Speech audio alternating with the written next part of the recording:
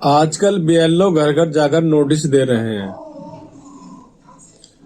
Notice किन लोगों को दिया जा रहा है और नोटिस जिन लोगों को दिया जा रहा है उन्हें क्या करना चाहिए,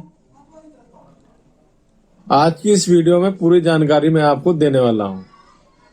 आपका टाइम बहुत ज्यादा कीमती है, चलिए करते हैं स्टार्ट। ड्राफ्ट वोटर लिस्ट आने के बाद ड्राफ्ट लिस्ट में आपका नाम आ गया है तो बेफिक्र न रहें, अपने बीएलओ से ये पता कर लें कि कहीं आपका तो नोटिस नहीं आ गया, क्योंकि कई बार बीएलओ घर जाके दे रहे हैं और कई लोगों के फोन करने पर उन्हें पता चल रहा है कि उनका भी नोटिस आया हुआ है। इसलिए ये अब जिम्मेदारी बीएलओ की नहीं है, जिम्मेदारी आपकी ज्यादा है, जरूरत आपकी ज्यादा है। तो आपको ये पता कर लेना चाहिए कि आपका नोटिस आया है या नहीं। नोटिस आने के बाद आपको क्या करना है। नोटिस आने के बाद आपको घबराना बिल्कुल नहीं है, इसमें घबराने वाली कोई बात नहीं। पहली बात तो यह है कि नोटिस आया क्यों है।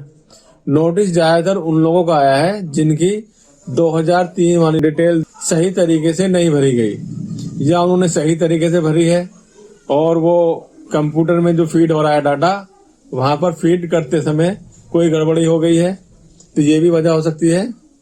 तो कोई भी वजह हो सकती है।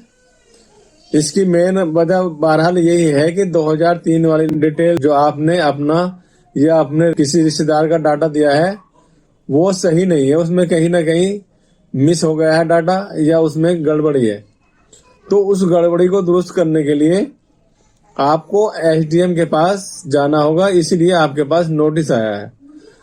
अब आपको एसडीएम के पास जाने से पहले कौन कौन से डॉक्यूमेंट्स लेके जाना चाहिए, ये है काम की बात।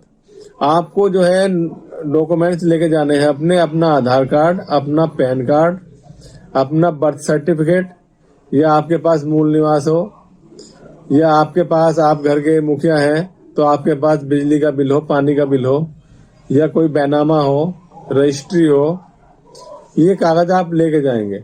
साथ साथ यदि आपका 2003 की लिस्ट में नाम नहीं था और आपने किसी अपने रिश्तेदार का, अपने पिताजी का या माताजी का उसमें डिटेल दी है, तो अपने पिताजी की या माताजी की आपको जो 2003 के लिस्ट में जिस पेज पर उनका नाम था उस पेज की भी फोटो स्टेट ले जानी है और उनका आधार कार्ड अपने फादर का या मदर का लेके जाना है, उनका पैन कार्ड लेके जाना है।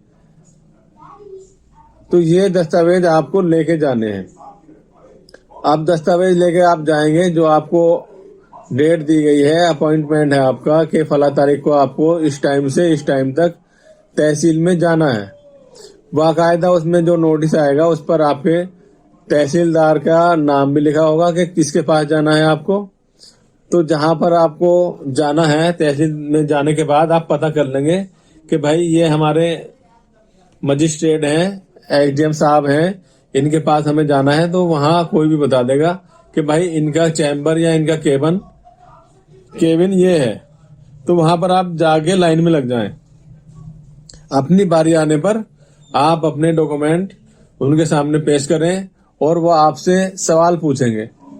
मसलन आपका नाम क्या है, आपके पति का नाम क्या है, और 2003 में जिसकी डिटेल आपने दी है उनका नाम भी वो आपसे पूछेंगे। जैसे आपके फादर का नाम क्या है, फिर वो पूछेंगे आपके अंकल का नाम क्या है, आपकी मदर का नाम क्या है, आपके दादा का नाम।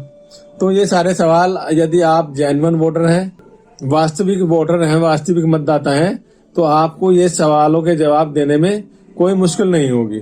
कोई भी मुश्किल नहीं है इसमें। जो जेन्युइन वोटर हैं उनके लिए कोई भी दिक्कत वाली बात नहीं है।